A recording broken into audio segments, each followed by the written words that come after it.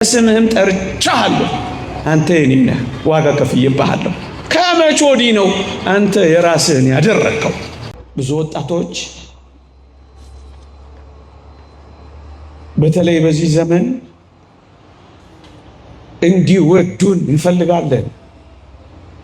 ግን ብዙዎች እንደማይወዱን ሲሰማን መኖር እናቆማለን። አንዳንዶቻችን በጣም ሆድ ብሶናል፣ ከፍቶናል።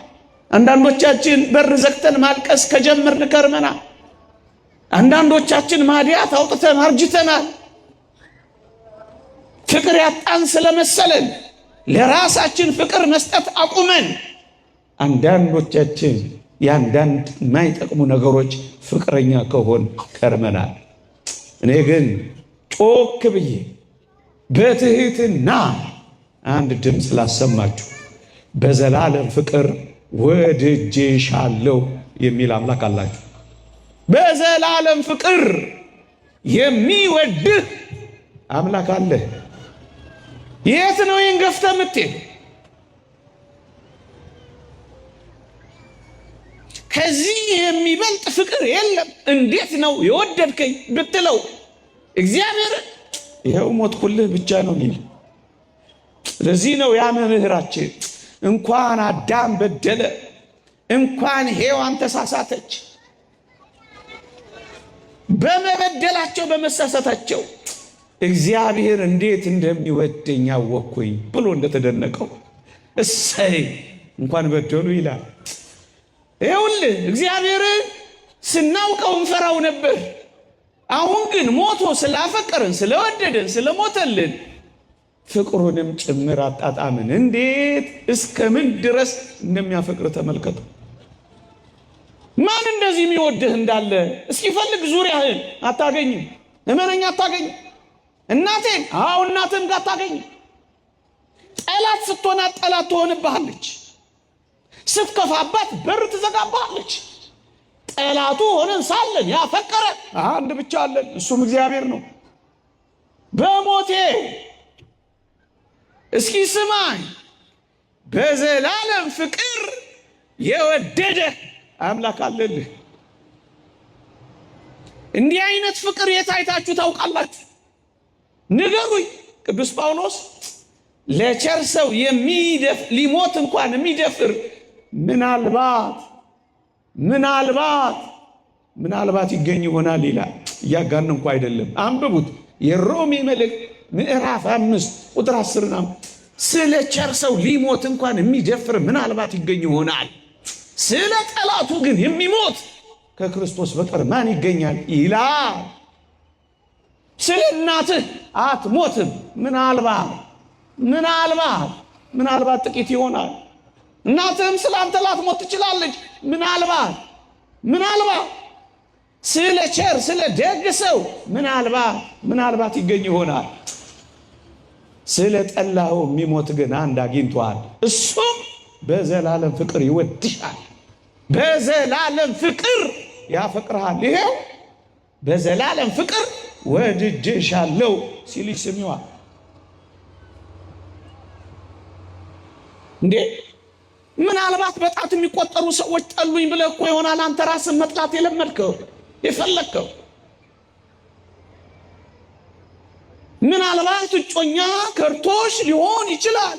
ራስሽን የከዳሽው፣ እግርሽ ምድር ላይ መቆም ያልቻለው፣ ሳቅ ያጣሽው፣ የተቆራመድሽው በጣም ጥቂት ሰዎች ዓለሙን ሁሉ የያዘ ይወደናል።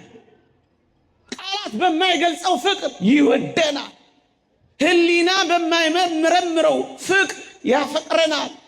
ቅኔ በማይበቃው፣ ቃላት በማይገልጸው፣ ስብከት በማይሆንለት ፍቅር ያፈቅረናል።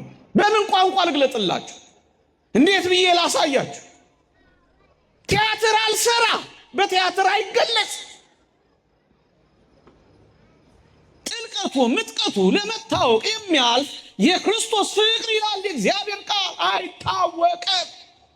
ታዲያ ጥቂት ፍቅር አጣሁ ብለህ ምን ቦጣ መርዝ የምትጠጣው? ምን በወጣሽ ምትታነቂው? ምን በወጣህ መጠጥ ስር የምትደበቀው? ምን በወጣህ ተስፋ የምትቆርጠው? ፍቅር ወደ አንተ ግስጋሴ ይዟል። አንተ ጀርባ አትስጥ። በዘላለም ፍቅር ወድጄሻለሁ። ወዳጄ ምናልባት እኛ ያጣነው ወደው በሚጠሉ ቀርበው በሚርቁ ስቀው በሚነክሱ አብርተው በሚጨልሙ ፍቅሮች መካከል የሚለዋወጥ ፍቅር አጣሁ ብለን ነው ራሳችንን እያጣን ያለ ነው። እኔ ግን ላስታውሳችሁ መለወጥ የሌለበት ያውነት ያፈቅረናል። እንዴት ይደምቃል! ያው ፍቅሩ ማይለወጥ ያው ዛትም ጊዜ ኤርምያስ ምዕራፍ 2 ላይ እንዴት ተለወጥሽብኝ ነው የሚለው። አንቺ ተለውጠሽበት ይሆናል እንጂ እግዚአብሔር ተለውጦ አያውቅ። ትላንት ዛሬ ለእስከ ዘላለም ያው የሆነ ፍቅር፣ ያው የሆነ ፍቅር፣ መለወጥ የሌለበት ፍቅር።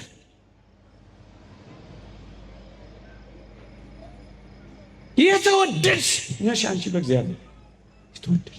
ያልተወደደችውን የተወደደች ብያታለሁ ይላል። በጣም የተወደድክ ነህ። የሚያፈቅርህ አለ፣ የሚያስብህ አለ፣ አይኖቹን አንተ ላይ የሚተክል አለ። አድሎ የሌለበት ፍቅር እኔ በጣም ይደንቀኛል። ቆሜ ሳስበው አንዳንዴ ይገርመኛል።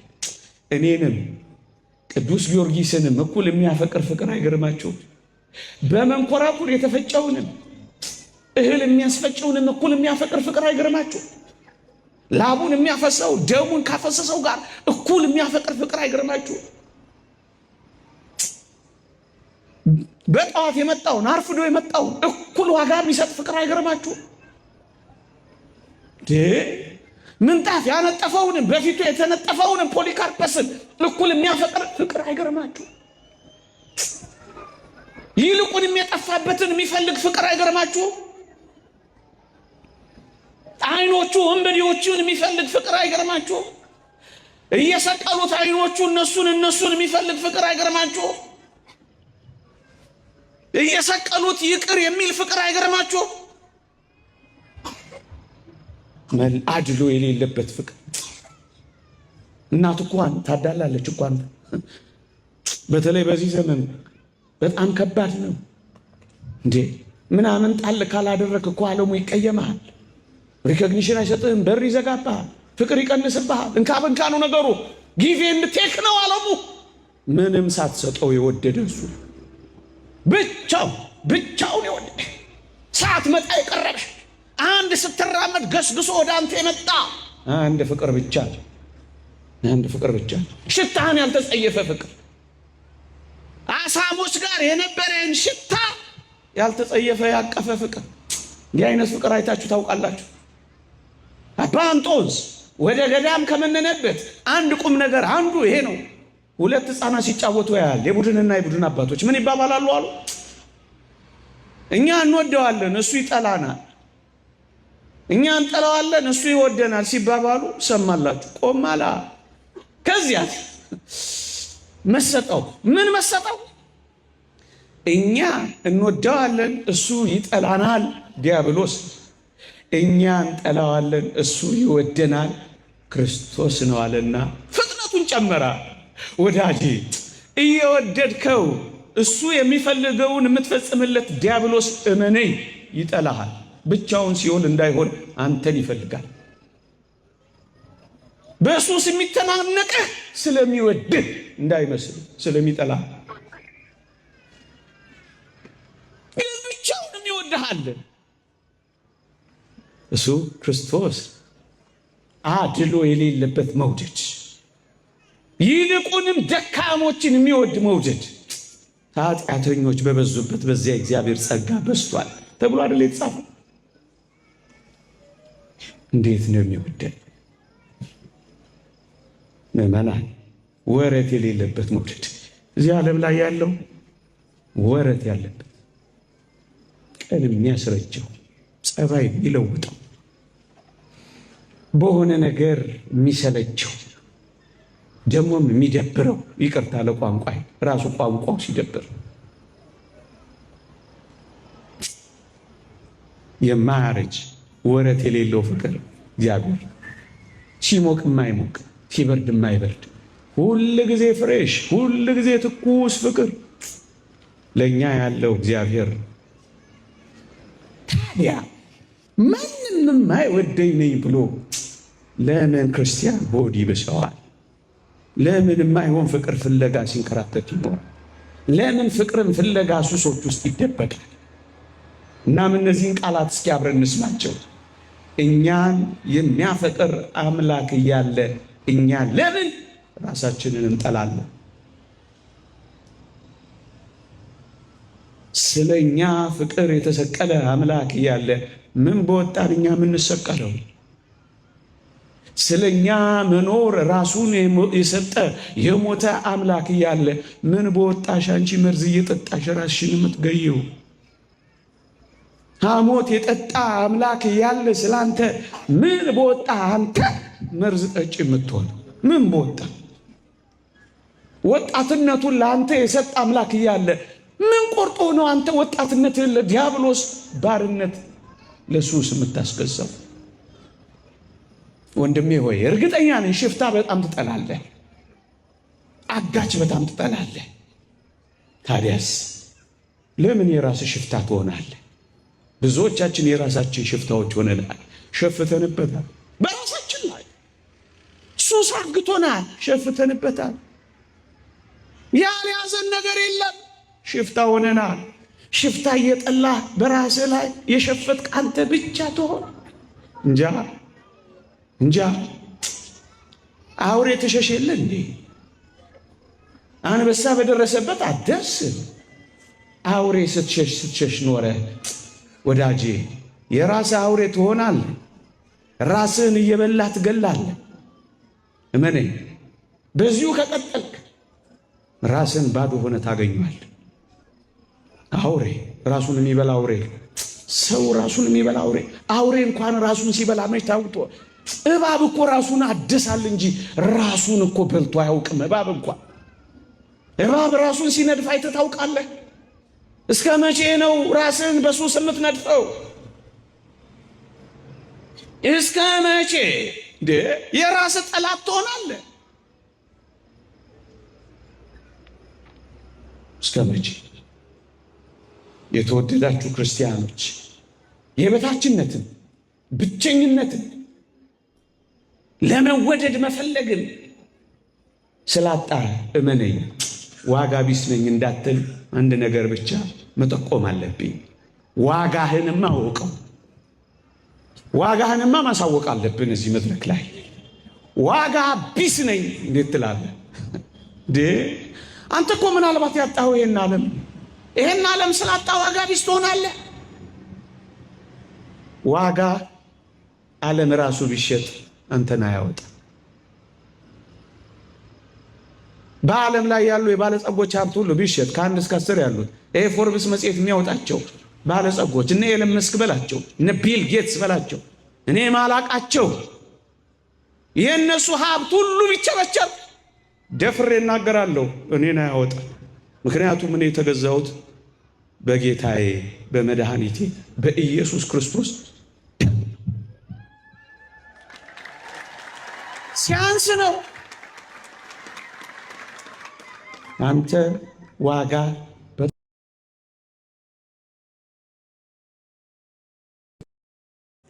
ደም በክቡር የክርስቶስ ደም እንደተዋጃችሁ እንደተገዛችሁ ታውቃላችሁ ይላል። ይህንን እሱ ራሳችሁን ማራከስ ነው። ይህንን እሱ ዋጋ ቢስ ነኝ ማለት ነው። ይህንን እሱ በዓለም ፊት መለመጥመጥ ነው እንዴ? ዋጋ መስቀል ነው። ከዚህ በላይ ውድ ዋጋ ሊኖርልህ ፈልገሃል? ዋጋ እኮ ተለጥፎብሃል። አልገባህም እንጂ ዋጋ እኮ ተነቅሰዋል። ዋጋ ተጠልፎበታል። ዋጋህን እኮ አንጠልጥልህዋል። ግን አንተ ልብህ አልተንጠለጥ አታውቀውም ዋጋ እና ለምን አላሳውቅ? ዋጋ በጣም ውድ፣ ምንም የማይወዳደረው መፎካከሪያ፣ መለካከያ፣ መከነጃጃ ልክ የሌለው እውነት በዓለም ሚዛን የማይመዘን ዋጋ ቅዱስ እንዲህ ከክርስቶስ ጋር ተሰቅያለሁ፣ እኔም አሁን ሕያው ሆኜ አልኖርም፣ ክርስቶስ ግን በእኔ ይኖራል። አሁን በሥጋ የሚኖርበት ኑሮ በወደደኝና ራሱን ለእኔ ለሰጠው እግዚአብሔር ልጅ ላይ ባለኝ እምነት ነው ብቻ እንደምትሆነ ለምን የሆኑ ደረሰት ብቻውን አሁን ከራት አራት ብቻውን ይታረቃል። ለአባት ለእናት ለወዳጆች ኖረታ አለ። እስኪ ዛሬ ለክርስቶስ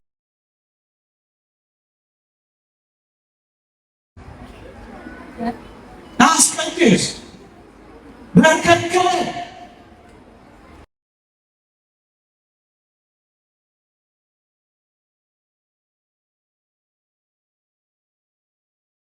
የሰማያዊው ዳታ አብራ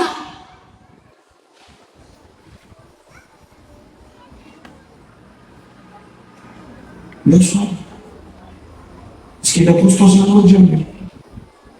የአባቶቻችን ትምህርት ያስደንቃል። ለገንዘብ ለከንቱ ውዳሴ የሚያዘነብል ጽኑ የሆነ ፍላጎት ከሌለው ሞትንም ሆነ ድህነትን አንፈራም። ወዳጅ ገንዘብ፣ ዝና፣ ውዳሴ፣ መታወቅ እነዚህ ላይ ካላዘነበልክ ሞትንም ድህነትንም አትፈራም። ጠላትም ሆነ ጥላቻን አታውቅም። እንዲሁም ከራስህ ሐዘኖች ሁሉ ከሌሎችም የተነሳ አትታመም። ነፃ ሆናል። ነፃ እና አንዳንዴ የራስህን ጥላ ሲል ከእኔ በላይ የሚወድ ክርስቶስ አለን በደግሞ አለው። አንዳንዴ ጥላ ይላል አይደል? ከእኔ በላይ እኔን የሚወድ ሞቶልኛል በለዋ። አንዳንዴ በጆሮ የመጣና ሹኪና ሞት ሊል ይችላል። እናም እንዲህ በለው አልሰማም፣ ከክርስቶስ ጋር ሕያው ሆናለሁ በለው። ተሰቀል ሲል ከክርስቶስ ጋር እንጂ ብቻዬን ተሰቅዬ እኔ ምን አመጣለሁ አትለው። ራስህን አጥፋ ሲል ከክርስቶስ ጋር እኖራለሁ ልዳዳፍነው ዝዳለ አትስማው። መከራን ከክርስቶስ ጋር የሚሆኑ የመከራ ዋጋ ተቀበላለት። አብረነው መከራ ብንቀበል አብረነው እንነግሳለን። ብንጸና ከእሱ ጋር እንነግሳለን። ብንክደው ግን እሱ ደግሞ ይክደናል። ለመንገስ ከፈለግ ነገሮች ይጠቅልቀው መከራን ከክርስቶስ ጋር አሳልፈው አዋጭ ኢንቨስትመንት እሱ ነው። በተለይ እዚህ ዘመን ያለው ፈተናዎቻችንን አልተረዳው። ለምነው ማለት ነው። በደም ግጥና ጊዜ ረዳው በደም አብራራ ካልከኝ ጉዳይ እሱ አይደለም እንጂ ያብራራልን። ትላንትም ይጠቁም ያለ ወዳጅ እንደ ክርስቲያን ሶስት ነገሮች ይልል። አንደኛ በእኛ ውስጥ ያለው እምነትና እውነት ያለ ፈተና አይገኝም። ካልተፈተን ክርስቲያን መሆን በምን ይታወቅ? አትበል፣ ጽና አትስማ፣ ካደ አትካደ። ካልተፈተንክ በምን ይታወቅ ነው? የተማሪዎች እውነት በፈተና እንደሚገለጥ የአማኞች እውነት በፈተና መገለጥ አለበት። አልፈተና እንደምትል ሁለተኛ በጣም ብዙ ነገር ደግሞ ሌቦች ባለቤትን ለመመርመር ሊመጡ ይመስላል። ብርቱ ፈተና ካለበት ባለጸጋ ማለት ነው። ሃይማኖት አለበት። አሁንም አጋንንት የሚተነኳኳሱ ከሆነ እመኔ ባዶ ቤት አይደለም ማለት ነው።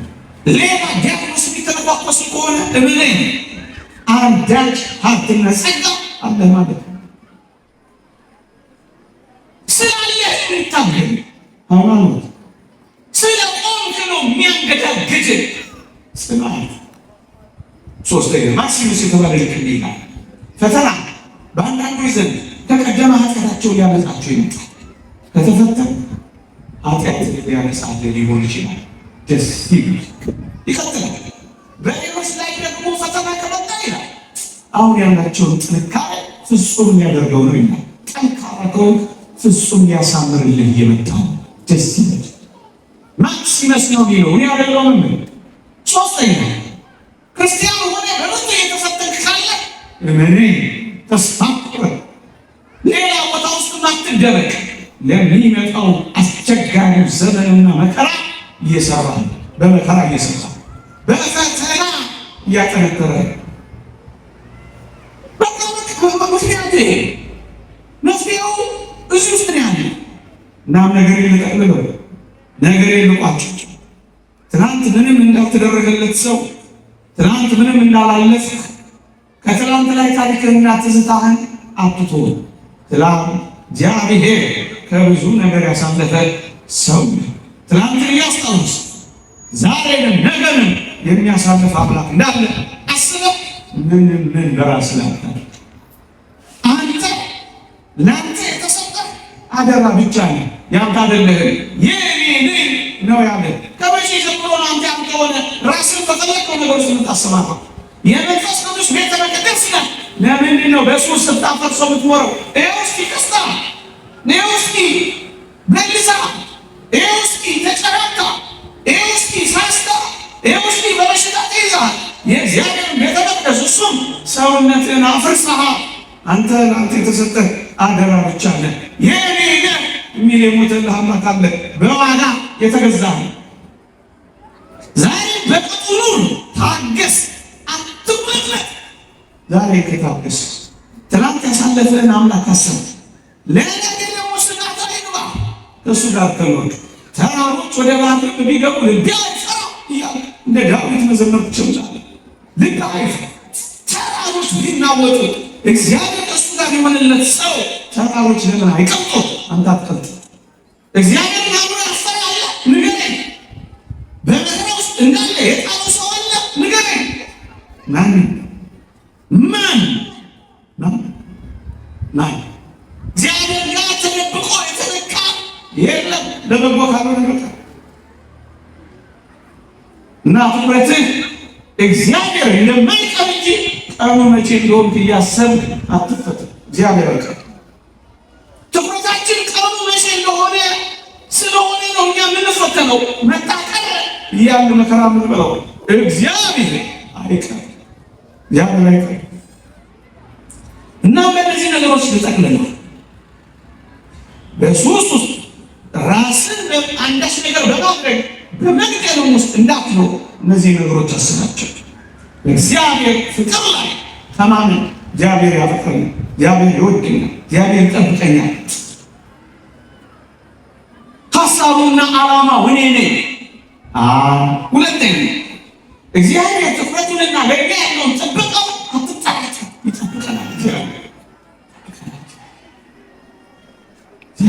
ሶስተኛ ከሞት በኋላ ያለው ህይወት አትጋጭ። አንዳንዶች በቃ ብታ በቃ የሆነ ይሆና አሁን ካለው አይልስ እመነኝ ይብሳል፣ እመነኝ ይብሳል። እዚህ ውስጥ ስላለ ነው እንደሱ የተሰማ። አንዳንዶች አንድ ሰሞን ፋሽን አድርገውት ነበር። እኒህ የት ነው የምትሄዱት? ይዛችሁ ነው የምትሄዱት? ከዚህ የበለጠ መከራ የምትቀርፋ እኮ አይደለም የምትሆነው፣ መከራ የምትቀበል ነው የምትሆነው። ከሞት በኋላ ያለው ህይወት አትቃል። ሶስተኛ አራተኛ የደረሰብህ ችግርና ያለህበት የችግር ስሜት ምንም መፍቻ የሌለውና ከእግዚአብሔር በላይ የሆነ እንዳይምስ። አንድም ነገር ከእግዚአብሔር በላይ የሆነ ነገር ኃጢአት ነው፣ በደሙ አንጽቶታል። በሽታ ነው፣ በቃሉ ብቻ ፈውሶታል። ምን አለ? ሞት ነው፣ መፍረስንም መበስበስንም እንኳን ሞትን ሳይቀር ድል ነስቶታል። ታዲያ ድል የሚያቅተው አለ? በአንተ ህይወት ውስጥ እግዚአብሔር የሚያቅተው ነገር የለም። ለበጎ ካልሆነ ፈቅዶት ካልሆነ መርጦት ካልሆነ ተማምኖብህ ካልሆነ ለክብር ሊያደርገው ካልሆነ የሚያቅተው ለአንተ የሚያቅተው የለም።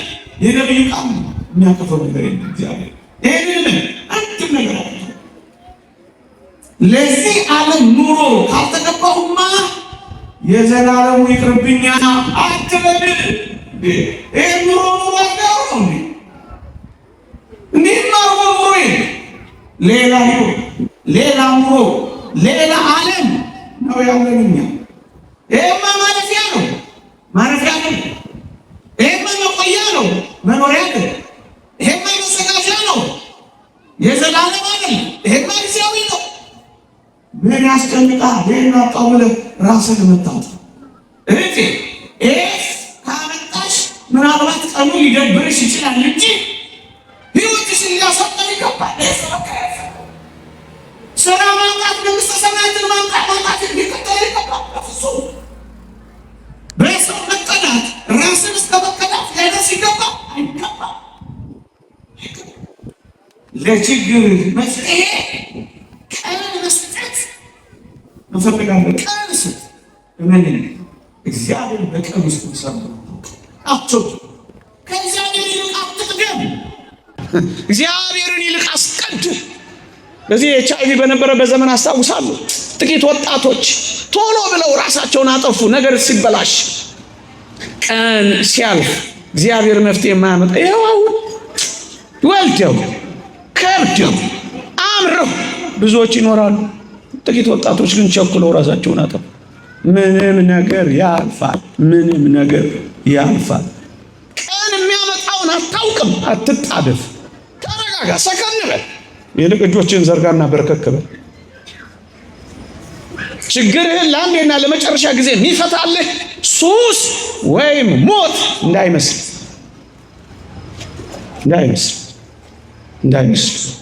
ራስን ማጥፋት ችግርህን ሳይሆን የሚያጠፋው አንተነትህን ነው የሚያጠፋው። ከሁሉ በላይ የሚያሳዝነው ህልውና እግዚአብሔርን መካድ በጣም ያስጨንቃል። ደግሞ ታላቅ ኃጢአት የሚሆነው እግዚአብሔር በአንተ ላይ ያለውን ዓላማና ህልውና ከልብ ውስጥ ስታወጣው ነው። ይሄ ደግሞ እንዴት ያሳዝናል!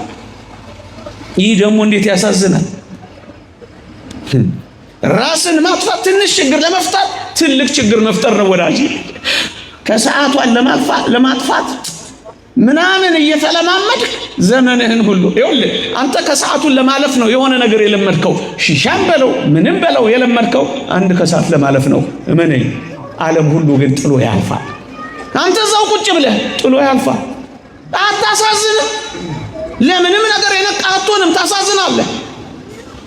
ለምን ዓለም ያልፋሃል? አንተ እዛ ቁጭ ብለህ አንተ የሆነ ከሰዓት ለማለፍ፣ አንተ የሆነ ነገር ድብርትን ለማለፍ፣ አንተ የሆነ ነገር ቀን ለማለፍ ብለህ ነው። ዘመንና ዓለም ግን ትቶ ይሄዳል። አትፍቀድለት፣ በፍጹም አትፍቀድለት። ለጊዜያዊ ችግር እና ፈተና ቋሚና ውስብስብ የማይፈታ ችግር አትፍታ። ነገር የለፈጽመው በአንድ ነገር ተቤዥቻለሁና አትፍራ። እናም እንደዚህ ብለን አንድ የሆነ መልእክት አስተላልፌ ላብቃ። በፈተናዎች በመከራዎች በተለያዩ ጊዜያት የተወደዳችሁ ክርስቲያኖች እንደ ካሮት አትልፈስፈሱ። ካሮት የሆነ የፈላ ውሃ ውስጥ ብትከቱት ሞክክ ይላል፣ ይልፈሰፈሳል። በቃ ክርስቲያን በመከራዎች መካከል ሲያልፍ በሙቅ ውሃ ውስጥ በሚንተከተክ ውሃ ውስጥ እንደሚያልፍ ካሮት አይልፈሰፈስ። አትልፈስፈሱ።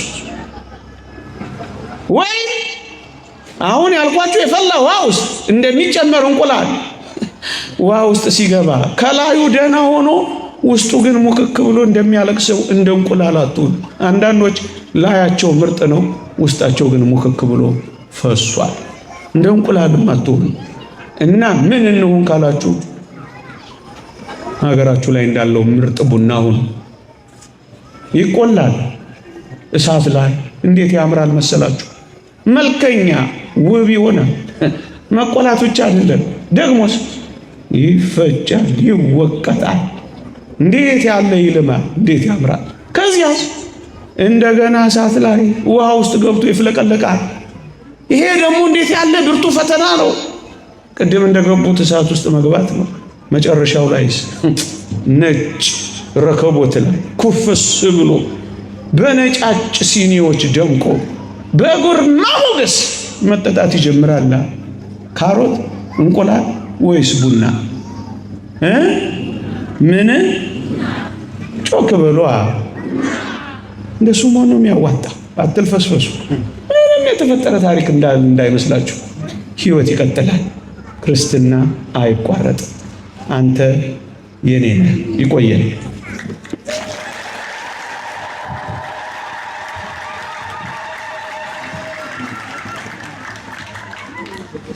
ሲያመስግኑ በሚገባ